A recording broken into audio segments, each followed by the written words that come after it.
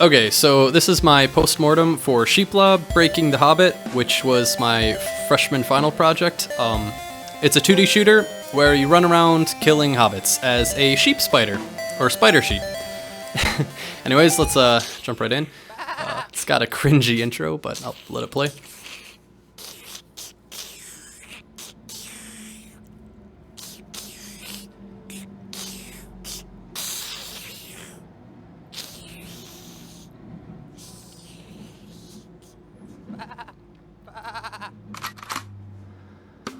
The voice acting was done by myself. I do not have access to professional voice acting spiders.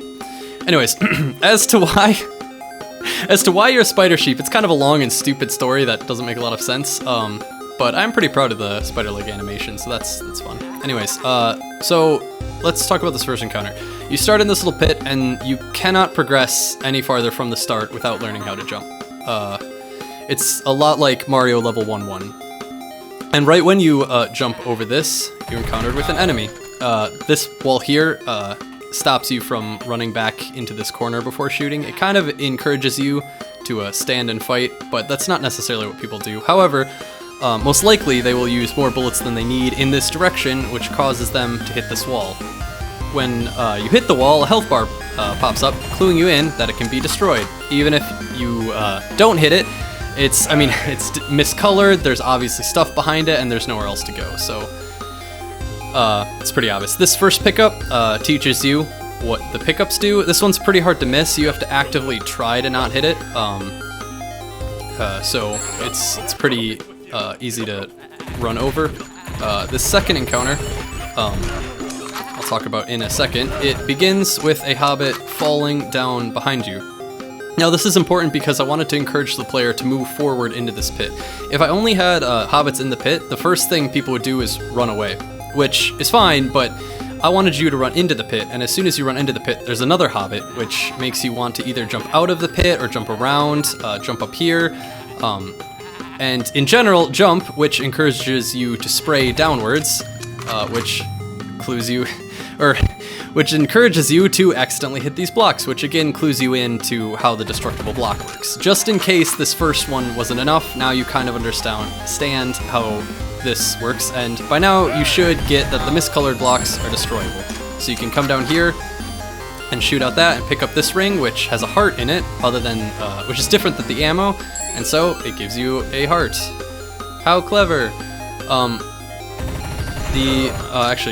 I'd like to talk about not the level design, the map editor. I made a text-based map editor for this, mainly just kind of for fun, to be honest. But all of these blocks, if you notice, it's all block-based. They're all just X's in a text document. Game just reads it in and places a shit ton of objects. Then these blocks, when they're placed in, look around them and see what's there. So when you destroy a block, they update and put these new borders on themselves. So that looks nice, I think. So here's another health. Here's some hobbits. The rest of this level isn't super great designed. This wall here you actually can't destroy, but it disappears when you kill all the hobbits. It's a slightly different color too, but that just prevents people from sprinting through the level, which, whatever. Anyways, web flag, this takes us to level 2. Level 2 is pretty crappy. It was basically just a filler before the boss fight. Since this was for class, we only had 2.5 minutes to present, and I wanted to get to the boss fight because the boss fight I thought was much cooler. So this level's just filler pretty much, but it is, in contrast to the first level, which was slow-paced and you were only fighting 1 to 2 hobbits at once. This one, you need to keep moving and run away from a whole horde of hobbits. They act kind of like zombies. They're freaking crappy AI. But yeah, so we go through this web, and this is our boss fight with Samwise Gamgee. Samwise Gamgee has 4 basic attacks. This first one is a beam of light that can hit terrain and stop at the train, because it is, after all, light. His other special attack is these sort of fire bananas, which he shoots in a straight line towards you. But as to basic attacks, he can melee you, which he will keep doing as long as he's being successful, but if he's unsuccessful, he will switch over to his gun. and try to shoot you, which is way more effective. And then he just goes in between the two special attacks, back and forth. So nothing super crazy. It's got a funny little laugh. It was voice acted by my friend. Anyways, let's kill Sam to see what happens when you kill him. Now, this boss fight's not perfect. It's actually really easy to kill him when he's standing still like that, because he just stands still and you can out DPS him, like, heavily. And when the sun shines, it will shine up the clearer. Alright, so here's Sam's final form.